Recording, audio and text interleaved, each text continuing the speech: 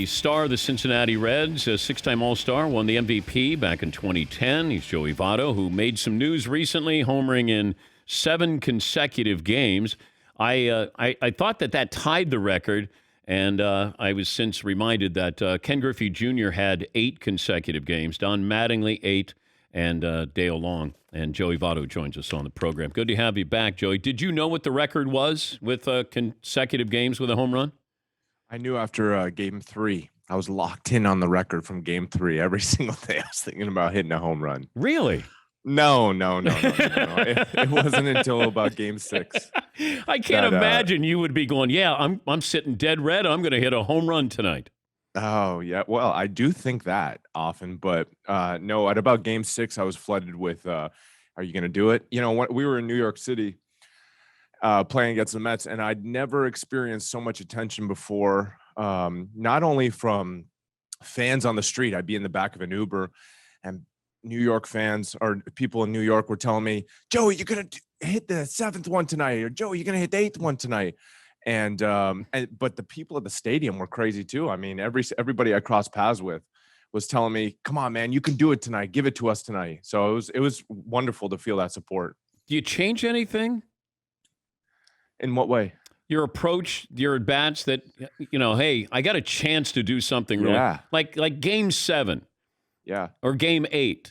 Like, you're going up there going, if I hit my 8th, I'm in there with some pretty good company, Mattingly and Ken Griffey Jr. Well, I have Don Mattingly and Ken Griffey Jr.'s number. I didn't know until a couple days before that Dale Long had hit 8 in a row. I was thinking about sending out like a group text when I got to Game 8, like just a little winky emoji or something like that. Like, I'm coming for you. It was yours, now it's mine, sort of thing. But no, I every day. Every at bat, I was thinking about homering. I wanted that sucker so badly. What about, and you missed by a couple inches with an 8th consecutive game. Yeah, story of my life. Story of my life, Dan. By the way, I didn't know that you were dubbed the most interesting man in baseball. Who dubbed you the most interesting man in baseball? No, nobody. I mean, I think it was an article. I don't drink, so it's not a Dos Equis thing. But no, I don't. I wouldn't consider myself that at all. Do you have to be sociable at first base as a first baseman? You have to be, unless the hitter, unless it's the opposing pitcher, or unless the batter got on by error. Then you don't be sociable. Then you got to stay mum. But if somebody gets to first base, usually it's a good thing for them. Walk, base hit, some sort of stinging line drive. You have to compliment them. So the answer is you got to be sociable. You got to compliment them and then roll from there. Now people get to first base and they ask for loans. So you can't be too friendly. You can't be too friendly at first base. But like Clayton Kershaw, if he got to first base, no conversation. Well, no, a couple years ago, he got to first base. Clayton's very friendly, and, you're going to be pretty friendly when you're the best pitcher every year. So, he got to first base, and there was a pitch I took that was probably a fringe strike, and he said it ended up being ball 4, and he said, what'd you think about that pitch? And I said it was a strike, and he said, I thought so too. That's the maximum of our conversations when it comes to ball at first base. But do you talk to rookies at all? Of course. I'm usually trying to learn a thing or two from them. I know it sounds silly, but I feel like I've learned so much over the past couple of years from the younger generation. So the answer is absolutely yes. We had a debate the other day, and 2 of my guys here. So I had my producer, Paulie, pick a side, and he wanted your career as a future Hall of Famer. And then McLovin, who's a Philadelphia Phillies apologist, took Bryce Harper. So that was the debate. Yeah. Yeah. Well, I mean, Bryce is one of my favorite players. I mean, he's going to be a special player, and but do you think you're a Hall of Famer? I'm pretty good. Do I think I am? Have you done enough? Probably not yet. No. I think I've heard that you have to get to at least 2,000 hits, and I haven't gotten there yet. So I don't think I'm there yet. No. Well, I think it ended where we made some really strong points for you It was just Bryce I think, is 10 years younger than you. So Yeah. I'm assuming he's going to add to his totals there, Joey. Yeah, yeah. Well, I mean, yeah. I've got 10 years of salary accrued before, I've collected a lot more money than he has, but he'll be okay. He'll be just fine. Yeah, yeah, I know. How is baseball different than when you started? What was that, '07 you Different, started? slower. It's slower. The players are better. The game is faster. We're just better in general, but the game has gotten a little bit slower, and I think I don't know exactly why. More walks, more strikeouts. The athletes are better. I don't I guess you're not asking if it's better or worse. How is it different? It's just a little bit slower. I remember getting games done in about 2 hours and 45 minutes, 2 hours and 55 minutes, and now it's, 3:05, 3:15. More home runs for sure, more strikeouts. The pitchers are tougher, so much tougher. I mean, when I came up, a guy coming out of the bullpen throwing 95 was throwing petrol, and now if he's throwing 105, you're thinking to yourself, okay, this guy's throwing really hard. So that's probably the biggest difference. But you're a throwback though, because you're a batting average guy. Like you believe in putting the bat on the ball and not, hey, I either hit a home run or I strike out. Would you be different now if you were coming up where it's all or nothing? No, Dan, I am all in on all or nothing. I am home runs and strikeouts now. That's what I'm about now. That's hence the 9 home runs. So it's 9 straight games. That was my goal. Yeah, So bat 230 and hit 40 bombs, you're good with that. no question about it. That's where my head's at now. Who's the pitcher you faced where you went, I have absolutely no chance? Let me tell you a good story. So in 2008, Dusty Baker was the team's manager, and it was my birthday, September 10th, and we were in Milwaukee. And Dusty said the day before, September 9th, he said, you got a day off. I want you to take it easy. And it was a night game, day game. And he said, take it easy. And CC was pitching. CC Sabathia was pitching. And I said, no, Dusty, I want in there. And Dusty is like that. He's the type of manager that says, all right, man. All right, get on out there. So the next day, I bat against CC Sabathia in the shadows in Milwaukee. I go 0 for 4 with 4 strikeouts. And CC, without question, was the toughest pitcher at the time in the league as a left-handed batter, most dominant. I go up to Dusty Dusty approaches me after the game. He says, how'd you like that? And I go, oh, man, that was tough. Next time, listen to me, okay? But there have to be those moments, and guys talk about facing Randy Johnson I like DeGrom. Yep. Do you ever feel like, what am I doing up here against DeGrom? No, I like facing Jacob. There's some tough ones out there. I mean, of course, Jacob's amongst that, but I don't get to face him a ton. And But would you rather face 100 or a guy who had a lot of movement? nowadays, you get so used to guys throwing hard. I don't know. It's hard to explain. I don't know if there's a lot of movement or a hard thing that makes the difference. It's more about the matchup. I came into the league. I faced Maddox. I faced Randy Johnson. I faced Tom Glavine. But I've also faced Aroldis Chapman. I've also faced Jacob DeGrom. So it's more about the matchup. CC, going back to CC Sabathia, he was throwing really hard, but then he'd also hit you. He'd hit you without caring, and then spot up three separate pitches. So, it's all about the matchups. We're talking to Joey Votto, the Cincinnati Reds.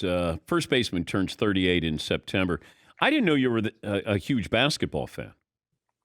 Big basketball fan. I took a little bit of pause. I won't get into specifics why I took a pause, but there were some players that moved to specific teams that I felt like really ruined the league for a second. Now that Giannis owns the league, now that a player organically comes from the same organization, and So when wins a Kawhi championship left Toronto, oh boy, how did that hurt?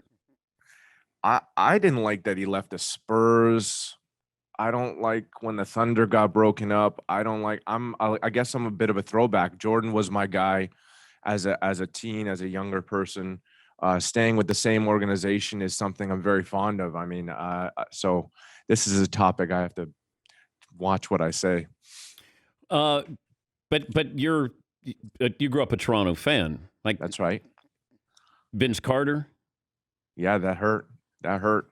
Kills me when they give him an ovation. I get it. I get it. I get it. But so And you also played basketball, didn't you? a little bit in high school. I'm nothing special. I have a teammate that actually played Division One college basketball, Amir Garrett. So I'm not going to make any claims here.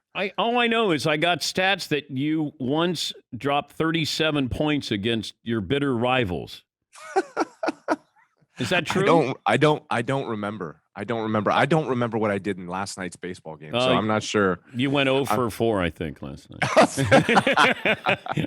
No, is there a school collegiate? Yeah. We call our high schools collegiates up there. Okay. Up in Toronto, Canada. It's Etobicoke. Yeah, Tobaco. Oh. You don't spell it Coke. Yeah, so you put up 37 against them. Did I really? Yeah. Okay. Yeah. Yeah. Good for 17-year-old me. The Gold Star Skyline. Do you get involved in that? Cincinnati specific. I've never been to Skyline, and every time I say that, I get booed. So hopefully there's not too much of a Cincinnati contingent in your following, but there will be now. There will be now. After this. Yeah. No Skyline for me. Yeah. What about Gold Star? No, never Gold Star. I go home. Listen, I go home. I eat celery. I eat low fat yogurt, and then I get a good night's rest, and I run it back. There's no Skyline chili for me, my friend. There's no stories here. There's like you're the most boring guy in baseball, not the most interesting. Exactly. But that's by design. That's by design. But yeah. Not that I'm going to cloud your head with this, but when you go to the plate, maybe a home run. I mean, is that asking too much? No, that's not asking too much. Today will be a day where I think about hitting a home run because of Dan Patrick. So thank you. Yep. And when you do it, just say in the postgame, I did that for Cincinnati native Dan Patrick. Sounds perfect. Yeah. I love it. Yeah. Yes. Yeah. And if you don't, I'll be You're from Cincinnati? Mason. Are you really? Yeah. I didn't know that. Yeah, I grew up. Goodness. Yeah. Why don't you Google me, Joey? I Googled you before you came on. Yeah, but you're interviewing me. I'm not interviewing you. Well, this could be a conversation. I was actually, funny enough, listening to previous, the best of Dan Patrick's on my way into work just to figure out what kind of rhythm. It turns out you're very sarcastic, very dry. It turns out you and your group give each other a hard time. They were talking about your plum pants one time. Yeah. It was a best of. Yeah. It was a best of. Yeah. That's a Cincinnati kind of tone. So, I fit in. I fit in. Yeah. I got guys who are good clubhouse guys. Yeah, you do. Like they're not good on the field, but they're guys Mendoza line stuff, but I like them. That's my goal. In the next few years, that's my goal. You think no, you can't go like you're a 315 career hitter or something like that, aren't you? I'm doing fine. I don't know if it's quite that. It's hard in this league to hit for a high average, but that's okay. Like 272 this year. That's now you're I'll acting. Get it going, Dan. I'll get it going. It's always great to talk to you. And once again, we have your back when it comes to the Hall of Fame. Well, most of us do. One guy still has Bryce Harper, but we're betting on you, Joey. Well, it's not an either or. Both of us, it's okay. Well, I mean, I'm not saying whether it happens or not. It's kind of irrelevant. There's more than one that can join. So Bryce is probably going to be one. And if I'm not, then you failed in your argument. So that's true. It's totally fine. And by the way, when do we move on from the Astros booing? Yeah. And there's no question about it. The idea that they were the only one doing something wrong just baffles me. But I agree with you completely. But if Altuve gets to first base. Yes. Very fond of him. I like him a lot. What kind of conversation do you have? I've had lots of conversations with him. We talk about hitting almost entirely. But no garbage can mentions. Like you can't even have a little subtle dig, can you? No, because he came out and said that, listen, he came out and said that he had no part in it. and I have to believe a person based on, if I'm assuming he's telling the truth, so I'm going to believe him, and then we move on from there.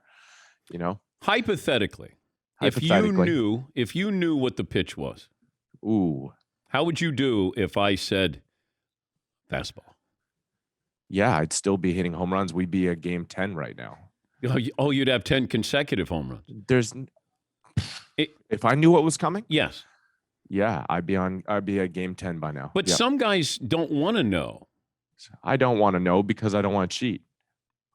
So if somebody's at second base and they could signal in where the location Let is. let me phrase that correctly. If someone were to if there was a tip from the pitcher, I would want to know.